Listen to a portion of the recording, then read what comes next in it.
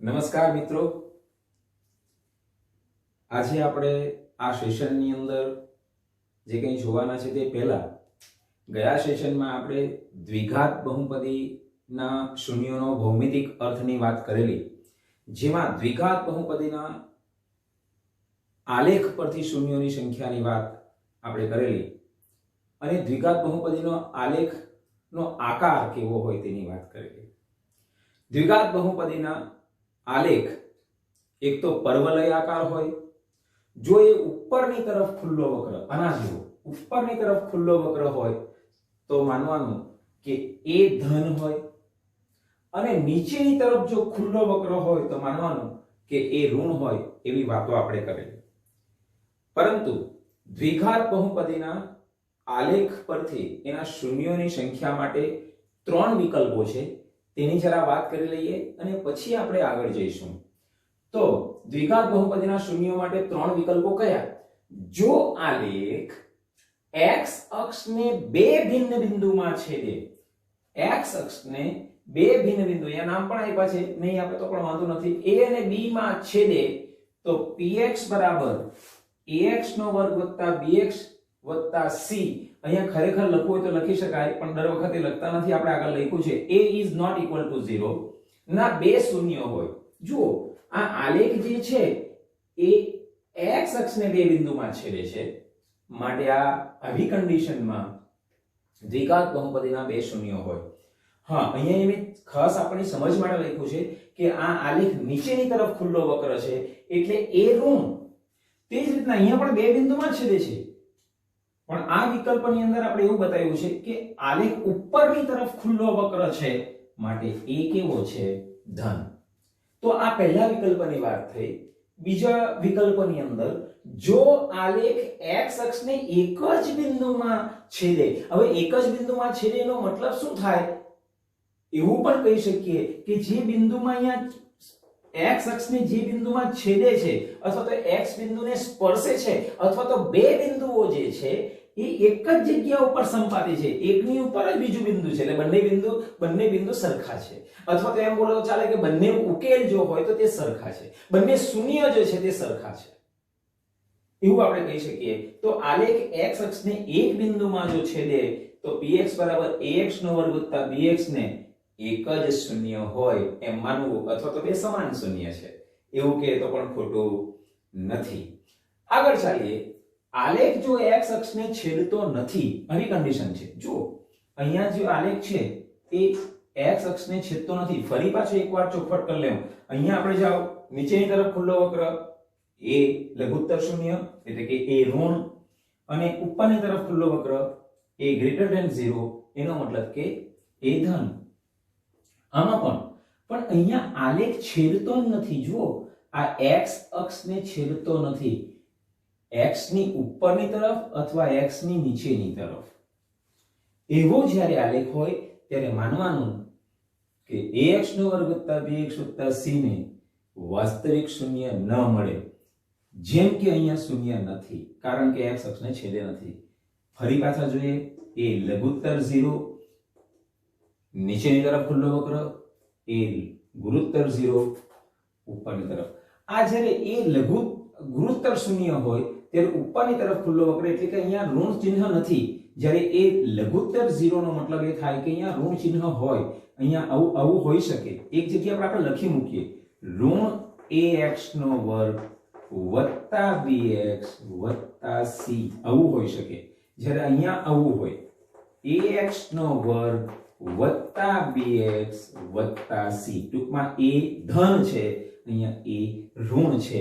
એવી કન્ડિશનની અંદર આપણને ખબર પડે કે નીચેની તરફ ખુલ્લો વક્ર અને ઉપરની તરફ ખુલ્લો વક્ર. ફરી એકવાર, અહીંયા x અક્ષને છેદતો નથી આલેખ, માટે શું? તો કે એને શૂન્ય મળતું નથી. આ ઓવરઓલ બધી જ કન્ડિશનમાં જોઈએ તો દ્વિઘાત બહુપદીના વધારેમાં વધારે શૂન્યોની સંખ્યા કેટલી? મહત્તમ શૂન્યોની સંખ્યા કેટલી? તો કે 2. 2 થી વધારે શૂન્ય હોઈ શકે નહીં. હા, 2 અથવા 2 થી ઓછા એટલે કે 1 શૂન્ય હોઈ શકે, અથવા શૂન્ય ન પણ હોય એવા વિકલ્પોની આપણે અહીંયા વાત કરી. આ લખી લો અને પછી આપણે ત્રિઘાત બહુપદીના શૂન્યોની વાત કરીશું. ત્રિઘાત બહુપદીના શૂન્ય જોતા પહેલા આ લખી લો પ્લીઝ. આપણે દ્વિઘાત બહુપદીના શૂન્યો અંગેના વિકલ્પો જોયા અને આપણે લખી લીધા. હવે આપણે ત્રિઘાત બહુપદીના શૂન્યોનો ભૌમિતિક અર્થ જોવા જઈ રહેલા છીએ. એક ઉદાહરણ લઈએ છીએ. ઉદાહરણ આપણી સમજ માટે લઈએ અને સરળ લઈએ એટલે આપણને ખ્યાલ આવે. આવા ઘણા બધા ત્રિઘાત બહુપદીના ઉદાહરણ આવી શકે. આપણે ત્રિઘાત બહુપદીનું વ્યાપક સ્વરૂપ જોઈ લીધું છે એટલે એ આપણને ખ્યાલ આવે. પરંતુ આપણે સરળતા માટે આ ઉદાહરણ લીધું છે. px = x3 - 4x ના શૂન્યોનો ભૌમિતિક અર્થ. અત્યારે આપણે ખાલી ત્રિઘાત બહુપદીના શૂન્યો કેવી કન્ડિશનમાં હોઈ શકે તે જોવાનો પ્રયત્ન કરીએ છીએ. એટલા માટે આ બુકનું ઉદાહરણ આપણે લીધું છે. તો એમાં પણ આપણે શું કરવું પડે? તો કે ભાઈ px = x3 - 4x માં x ની જુદી જુદી કિંમત માટે y ના આપણે મૂલ્યો લઈશું. y એટલે કે px બહુપદીના મૂલ્યો લઈશું એટલે જે y અક્ષ પર હશે. ઓકે, વાંધો નથી. આપણે આગળ ચાલીએ. તો px = x3 - 4x. x3 - 4x માં પહેલા આપણે x = -2 લેતા. x = -2 લઈએ તો શું થશે? તો આપણે p - 2 = -2 નો ઘન ઓછા 4 કૌંસમાં -2 બરાબર -8 વત્તા ઋણ ગુણ્યા ઋણ ધન 8. તો p - 2 બરાબર તમારો જવાબ આવશે 0. અને બિંદુ કેવું થશે? બિંદુ કેવા મળશે? તો કે -2 0. આ થઈ જવાનું તમારું 0. ચલો બીજું લઈએ. 2 પછી આપણે 3 આમ લઈશું, જગ્યાનો જરા બચાવ કરી લઈશું. ઓકે, બીજું x = -1 લેતા. x = -1 લેતા શું થશે? p - 1 બરાબર -1 નો ઘન ઓછા 4 કૌંસમાં -1 બરાબર -1 નો ઘન એટલે -1. કોઈ પણ ઋણ સંખ્યાનો બેકી ઘાત તો જવાબ ધન આવે, પણ અહીંયા કેવો છે? એકી ઘાત. કોઈ પણ ઋણ સંખ્યાનો એકી ઘાત જવાબ ઋણ. એકી એટલે અયુગ્મ, દેશી ભાષામાં એકી ઘાત, આપણે ગણિતની ભાષામાં અયુગ્મ. -1 નો ઘન -1 વત્તા ઋણ ગુણ્યા ઋણ ધન 4 × 4 બરાબર જવાબ આવશે તમારો p - 1 બરાબર જવાબ આવવાનો 3. તમારા બિંદુ કેવા થવાના? તો બિંદુ થશે -1 3. હવે આપણે ત્રીજા નંબર પર જઈએ. અહીંયા જ લઈ લઈએ ત્રીજું. જગ્યાનો ઉપયોગ કરી લઈએ. x બરાબર કેટલા લેતા? તો કે 0 લેતા. તો p - 0 બરાબર 0 નો ઘન ઓછા 4 કૌંસમાં 0 બરાબર જવાબ આવશે 0 ઓછા 0. તો p - 0 બરાબર જવાબ આવ્યો કેટલો? 0. p - 0 બરાબર જવાબ આવ્યો 0. તમારું કામ શું થશે? બિંદુ કયા આવશે? તો કે 0 0. શૂન્ય સાથે પણ શું આવે છે? 0. હજુ પણ આપણે આગળ ચાલીએ. x બરાબર 1 લેતા. સો p1 બરાબર શું થશે?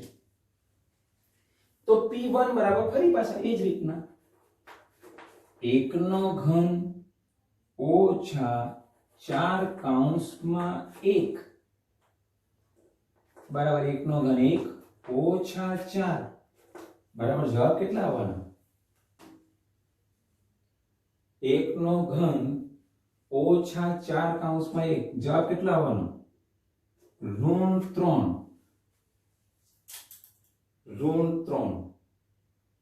બરાબર છે? જરાક ચેક કરી લો. તો એની સાથે જવાબ આવશે -3 p1 બરાબર -3 બિંદુ થશે કેટલા?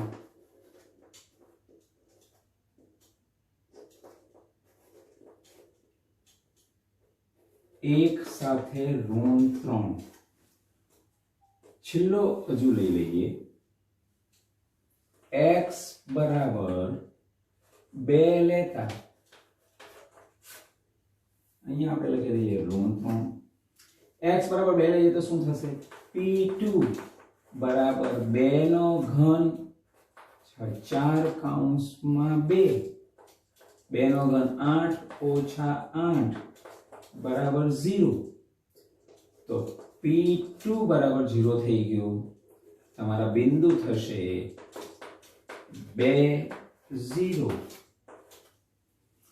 આમ જોવા જઈએ તો આપણે 2 થી આગળ પણ લઈ શકીએ, પણ તમારા આલેખ કરતા મોટું થઈ જાય. આ તો સમજવા માટે લઈએ, આપણે કાઢી નાખીશું. સમજી લો કે x બરાબર 3 લેતા તો શું થશે? p3 બરાબર 3 નો ઘન ઓછા 4 કૌંસમાં 3 3 નો ઘન 27 ઓછા 12 27 માંથી 12 જાય તો 15. એટલે x બરાબર જો અહીંયા તમે 3 લો તો અહીંયા તમારા આવે કેટલા? 15.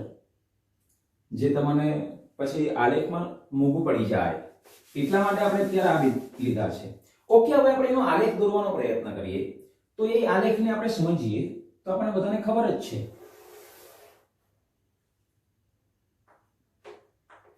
આ શિરોલંબ રેખા છે,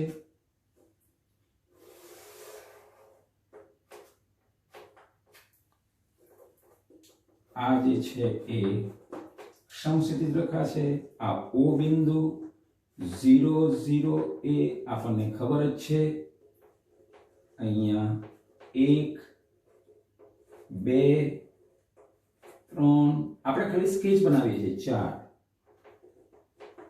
-1 -2 -3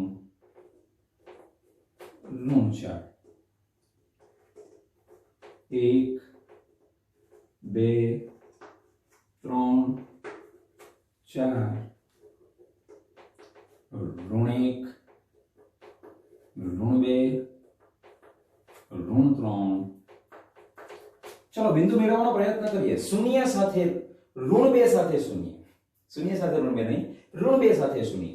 તો -2 સાથે શૂન્ય એટલે આ x યામ -2 y યામ 0. -1 સાથે 3, આ -1 છે એની સાથે આવશે 3. જરા રફલી આપણે સ્કેચ બનાવીએ તો લગભગ અહીંયા આવશે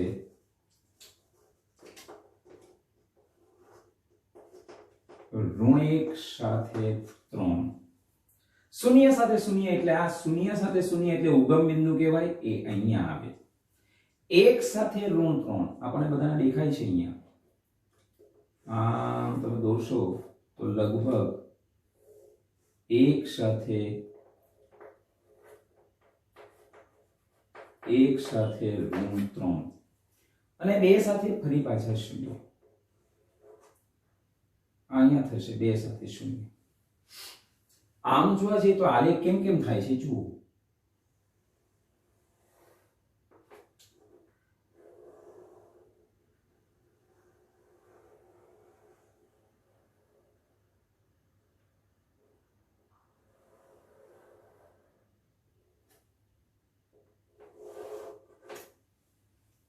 આ આલેખ x અક્ષને કેટલા બિંદુમાં છેદે છે? 3 બિંદુમાં છેદે છે. તો 3 બિંદુમાં છેદે છે એટલા માટે આ આલેખના પરથી આપણને ખબર પડે કે બહુપદીના શૂન્યોની સંખ્યા કેટલી? તો કે 3. માટે આપણે લખીશું, છેલ્લે એક જ રીત લખી દઈશું. શું? તો કે px બરાબર x ઘન ઓછા 4x નો.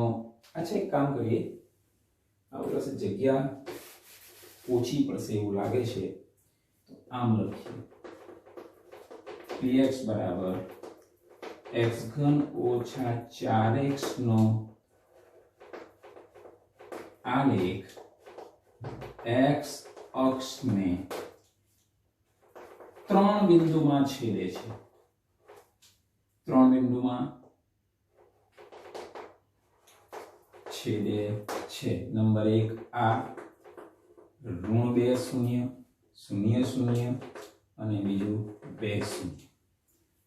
3 બિંદુમાં છેદે છે. કયા કયા બિંદુમાં? -2 0 0 0 અને 2 0. માટે બહુપદી px ના 3 શૂન્યો કયા કયા? તો કે -2 0 અને 2 છે. આમ જોવા જઈએ તો આપણે એક વસ્તુ ભણી પણ ગયા છે કે x અક્ષને, આલેખ x અક્ષને છેદે જેટલા બિંદુમાં છેદે તેનો એક્સ્યામ એ બહુપદીના શૂન્યો. આ આપણે ત્રિઘાત બહુપદીના શૂન્યોની ભૌમિતિક વાતો થઈ. આપણને ખબર પડી ને જોઈએ તો પણ આપણને ખબર પડે કે કઈ કન્ડિશનમાં આલેખ x અક્ષને કયા કયા બિંદુમાં છેદશે. તો અહીંયા દેખીએ તો દેખાય -2 0 0 0 અને 2 0. એટલે કે જેમાં બહુપદીનું મૂલ્ય 0 આવી જાય ને, આના પરથી એક વસ્તુ શીખીએ તો કે જે x ની જે કિંમત માટે બહુપદીનું મૂલ્ય 0 થઈ જાય તે x નું મૂલ્ય એ બહુપદીનું શૂન્ય કહેવાય. આ લખી લો, પછી આપણે એમાં આગળ જઈશું. લખી લો પ્લીઝ. આપણે ત્રિઘાત બહુપદીના શૂન્યોના આલેખની વાત કરી. હવે આપણે જોવાના છે એના જુદા જુદા વિકલ્પો વિશે, અને જુદા જુદા વિકલ્પો વિશે જોઈશું એટલે લગભગ આપણને આલેખની બાબતનો લગભગ ઘણો બધો ખ્યાલ આપણને આવી જ જશે. અને એક વસ્તુ અહીંયા નોટ કરીએ આપણે કે આપણે દ્વિઘાત બહુપદી કે ત્રિઘાત બહુપદીનો આલેખ દોરવું એ અપેક્ષિત નથી, એ આપણી પરીક્ષાનો મુખ્યત્વે ભાગ નથી. છતાં પણ આપણે ઘટકો મેળવીને આલેખને દોરવાનો એક સ્કેચ બનાવીને જોયો છે. સુરેખ આલેખ માટે પણ, દ્વિઘાત બહુપદી માટે પણ અને ત્રિઘાત બહુપદીના આલેખ માટે પણ આપણે એ જોયું છે. હવે આપણે ત્રિઘાત બહુપદીના શૂન્યો માટેના વિકલ્પોની વાત કરીએ તો બહુપદી px બરાબર આ એનું વ્યાપક સ્વરૂપ છે. ax નો ઘન વત્તા bx નો વર્ગ વત્તા cx વત્તા d a is not equal to 0 માટે કયા વિકલ્પો હોઈ શકે? તો એની વાતો કરીએ. આલેખ જો x અક્ષને 3 ભિન્ન બિંદુમાં છેદે, આલેખ જો આપણે દોરીએ કદાચ એ આલેખ આવો હોઈ શકે.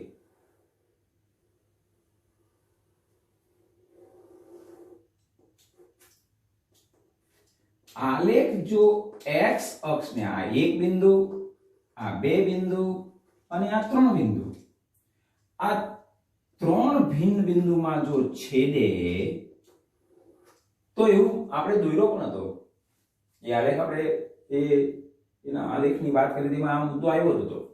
તો જો 3 ભિન્ન બિંદુમાં છેદે તો બહુપદી px ને કેટલા શૂન્ય હોય? 1 2 અને 3. જેટલા બિંદુમાં છેદે તેનો એક્સ્યામ એ બહુપદીનું શૂન્ય થાય. એટલે 3 બિંદુમાં છેદે તો શૂન્ય કેટલા થશે? 3. નંબર 2 આપણે આગળ જઈએ. જો આલેખ x અક્ષને 2 ભિન્ન બિંદુમાં છેદે, બે ભિન્ન બિંદુમાં છેદે, જો કઈ રીતના તે આપણે એને સમજવાનો પ્રયત્ન કરીએ.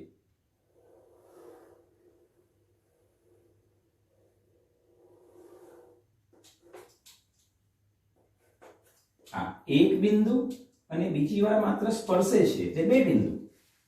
જો આલેખ x અક્ષને 2 ભિન્ન બિંદુમાં છેદે તો બહુપદીને શૂન્ય કેટલા હોવાના? તો કે ભાઈ 2. બહુપદીના શૂન્ય કેટલા? તો કે 2. આ વાત થઈ. ત્યાર પછી ત્રીજી વિકલ્પ, ત્રીજા ઉપર જઈએ, ત્રીજી બાબતને જોઈએ. આલેખ જો x અક્ષને એક જ બિંદુમાં છેદે, જો આલેખ x અક્ષને એક બિંદુમાં છેદે તો બહુપદી px ને કેટલા શૂન્ય હોય? તો કે એક જ. જેમ કે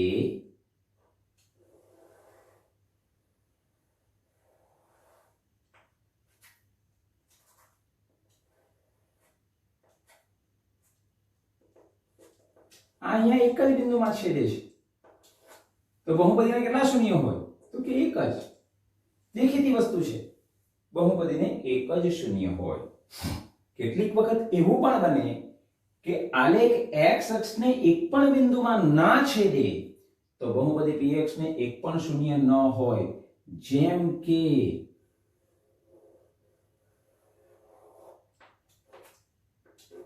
આલેખ y અક્ષને છેદે છે પણ x અક્ષને છેદતો નથી. આવી કન્ડિશનની અંદર બહુપદીને શૂન્ય હોતા નથી. આમ જોવા જઈએ તો ત્રિઘાત બહુપદીના જુદા જુદા આકારની વાત આપણે કરી. ગમે તે ઘાતની બહુપદી હોય, ચાહે સુરેખ બહુપદી હોય, દ્વિઘાત બહુપદી હોય કે ત્રિઘાત બહુપદી હોય, આપણે એક મુદ્દો યાદ રાખીશું. શું? તો કે આલેખ x અક્ષને જેટલા બિંદુમાં છેદે તેટલા શૂન્યો હોય. બસ આપણે આટલું યાદ રાખીશું. એ શૂન્યો કયા? તો કે આલેખ x અક્ષને જે બિંદુમાં છેદે તે બિંદુનો x એ બહુપદીનું શૂન્ય થાય. એ બહુપદીનું શૂન્ય થાય. અહીંયા આમ જોવા જઈએ તો સુરેખ બહુપદીને વધારેમાં વધારે એટલે કે મહત્તમ એક શૂન્ય હોય આપણે જોયું તો.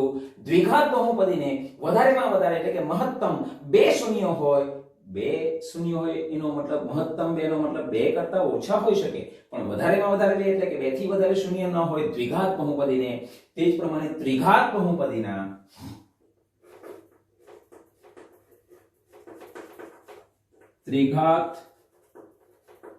બહુપદી px બરાબર ax નો ઘન વત્તા bx નો વર્ગ વત્તા cx વત્તા d ના મહત્તમ શૂન્યોની સંખ્યા, મહત્તમ કૌંસમાં વધારેમાં વધારે શૂન્યોની સંખ્યા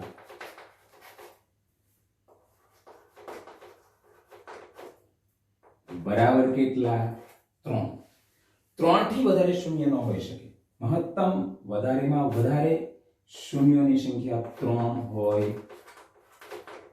3 થી વધારે શૂન્ય ના હોય એટલે કે 3 થી ઓછા હોઈ શકે, એટલે કે બે શૂન્ય હોઈ શકે. ભલે ત્રિઘાત બહુપદી બે શૂન્ય હોઈ શકે, એક જ શૂન્ય હોય અથવા શૂન્ય ન પણ હોય, પણ 3 થી વધારે શૂન્ય ના હોય એવી ત્રિઘાત બહુપદી ની વાત આપણે આટલા વિકલ્પો આપણે જોયા.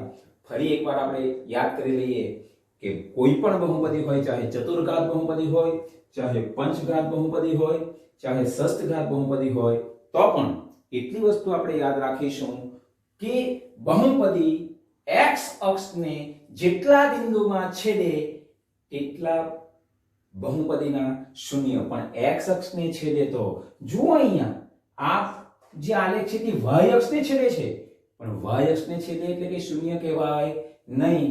એક માર્કમાં જ્યારે આવું પૂછાય આવું આકૃતિ ત્યારે આપણને ખબર હોવી જોઈએ કે x અક્ષને કેટલા બિંદુમાં છેદે તે ગણી લેવાનું અને તેટલા એના શૂન્યો થાય. આ લખી લો, પછી આપણે આગળ જઈએ. લખી લો પ્લીઝ. લખાઈ ગયો છે મિત્રો? આપણે ત્રિઘાત બહુપદીના શૂન્યોના ભૌમિતિક અર્થ માટેના જુદા જુદા વિકલ્પોની વાત કરી. ત્યાર પછી આપણી બુકની અંદર ઉદાહરણ સ્વરૂપ કેટલાક ગ્રાફ દોર્યા છે અને એમાં કેટલા શૂન્ય છે તેની વાતો આપણે કરવાની છે.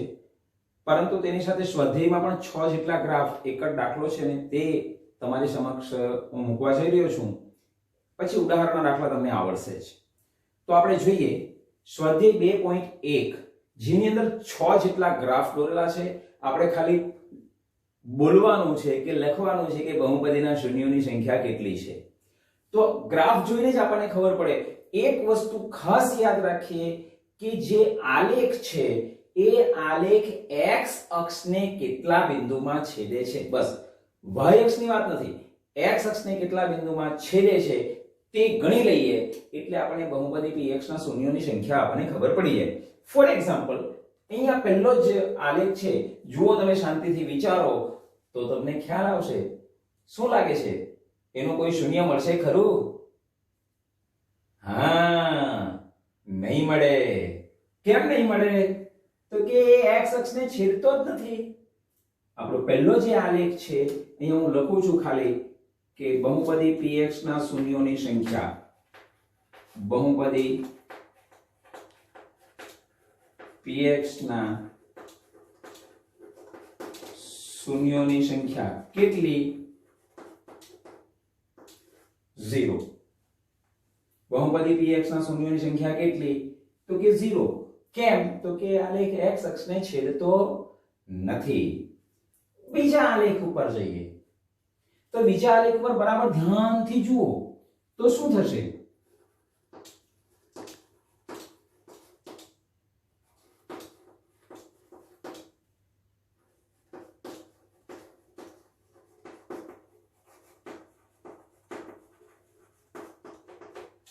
જુઓ, ધ્યાનથી વિચારો તો આ આલેખ આમ જાય છે. આવી ગયો ને ખ્યાલ? બોલો, બહુપદીના શૂન્યની સંખ્યા કેટલી હશે? 1.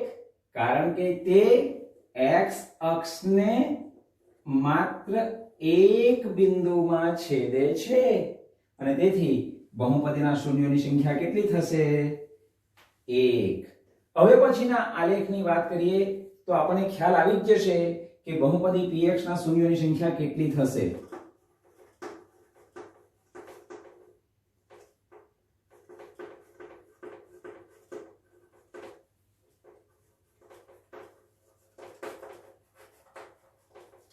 બોલો, કેટલી થશે?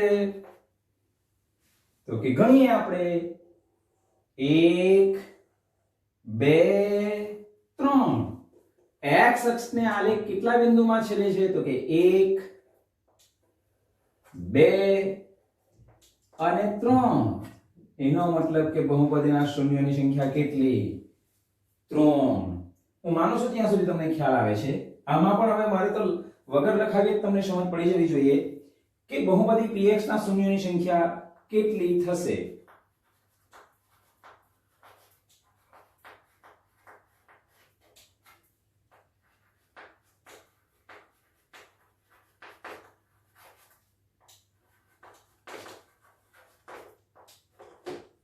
દેખીતું દેખાય છે. x અક્ષને કેટલા બિંદુમાં છેદે છે? તો કે x અક્ષને 1 અને આ 2 માટે બહુપદી px ના શૂન્યોની સંખ્યા કેટલી? તો કે 2. હું માનું છું ત્યાં સુધી અહીંયા આપણે બહુપદી px બહુપદી px બહુપદી px એવું લખીએ છીએ. એનો મતલબ કે આ બહુપદી સમજી લો કે x ચલની બહુપદી છે, પણ x ચલની જગ્યાએ બીજી કોઈ પણ ચલની બહુપદી હોઈ શકે, પણ આપણે માત્ર આલેખને ધ્યાન આપવાનો છે. તો હવે હું માનું છું ત્યાં સુધી તમને ખ્યાલ આવશે શું બહુપદી px ના શૂન્યોની સંખ્યા અહીંયા કેટલી થશે? ગણીએ આપણે. x અક્ષને કેટલા બિંદુમાં છે તે જ ગણવાનું, બીજું કંઈ નહીં. y અક્ષની ગણતરી કરવાની નહીં. તો કે 1 2 3 અને કેટલા? 4. અહીંયા બહુપદી px ના શૂન્યોની સંખ્યા 4. કેમ 4? તે અહીંયા મેં રાઉન્ડ પાડ્યા છે, એના પરથી આપણને ખ્યાલ આવી જશે કે અહીંયા x અક્ષને 2 બિંદુમાં છેદે છે, જ્યારે અહીંયા x અક્ષને 4 બિંદુમાં છેદે છે. હું માનું છું ત્યાં સુધી તમને સમજ પડે છે. અહીંયા શું થશે? તો અહીંયા પણ હવે હું નહીં કહું તો પણ તમને આવડી જશે. બહુપદી px ના શૂન્યોની સંખ્યા બરાબર ગણીએ આપણે. 1. જો અહીંયા માત્ર સ્પર્શે છે, પણ x અક્ષને સ્પર્શે એટલે 2 અને અહીંયા કેટલી છે? તો કે 3. આકાર જુઓ 4 જેવો દેખાય. આના જેવો આકાર છે. અહીંયા આવા 2 વલય છે, 1 અને 2, પરંતુ અહીંયા કન્ડિશન એ છે કે જે x અક્ષને માત્ર સ્પર્શે છે અને એને કારણે આપણે x અક્ષને સ્પર્શે છે. તો કેટલા બિંદુમાં સ્પર્શે છે? તો કે અહીંયા 2 બિંદુમાં સ્પર્શે છે અને 1 બિંદુમાં છેદે છે. એટલે આમ શૂન્યોની સંખ્યા કેટલી થવાની? 3. હું માનું છું ત્યાં સુધી આ આલેખની વાત પરીક્ષામાં આપણને પૂછાવા લાયક જે બાબત છે એ તમારી સમક્ષ અહીંયા મુકાઈ ગઈ છે. મેં પાછું પણ કહું છું કે દ્વિઘાત અને ત્રિઘાત બહુપદીના આલેખને દોરવું, એના મૂલ્યો મેળવીને આલેખને દોરવું એ અપેક્ષિત નથી. છતાં પણ આપણે એના સ્કેચ સ્વરૂપ 3 એક એક ઉદાહરણ જોયું હતું. તો આપણે આટલું આમાં આલેખની અંદર આવા શૂન્યોની વાત જ સમજી લઈએ તો એ ઘણું છે. એટલી વાત આપણે યાદ રાખીએ કે આટલું આપણને ખબર પડશે તો આવો નાનો સ્કેચ પરથી આપણે 1 માર્કમાં પ્રશ્ન પૂછાઈ શકે. જવા દો. આજે આપણે સ્વાધ્યાય 2.1 પૂર્ણ કરીને આજનું સેશન પણ પૂર્ણ કરીએ છીએ. સાથે સાથે એ વાતની ખાતરી કરી લઈએ કે હવે પછીના સેશનમાં આપણે શું જોઈશું તો કે બહુપદીના શૂન્યો અને સહગુણકો વચ્ચેના સંબંધોની વાતો કરીશું. પરંતુ તે પહેલા આજનું સેશન આપણે પૂર્ણ કરીએ તે પહેલા આ લખી લો અને લખી લીધા પછી આપણે આજનું સેશન પૂર્ણ કરીશું. અને પૂર્ણ કર્યા બાદ આના જેવા કેટલાક ઉદાહરણો તમે જાતે બનાવીને પણ વિચારી શકો છો કે કેટલા શૂન્યો હોઈ શકે એવું તમે જાતે તમારી નોટમાં રમતા રમતા દોરીને પણ કરી શકો છો. ગણિતમાં આ રીતના રમવું એ પણ એક કળા છે અને તો પણ આપણે રમતા રમતા ગણિત શીખી શકીએ. ફરી એકવાર આપણે પાછા બીજા સેશનની અંદર બહુપદીના શૂન્યો અને સહગુણકો વચ્ચેના સંબંધ અને એવી વાતો જોવાની ખાતરી સાથે આજનું સેશન આપણે પૂર્ણ કરીએ. પણ પૂર્ણ કરતા પહેલા આ તમે શાંતિથી લખી લો અને પછી આપણે એને પૂર્ણ કરીએ. ઓકે, લખી લો પ્લીઝ.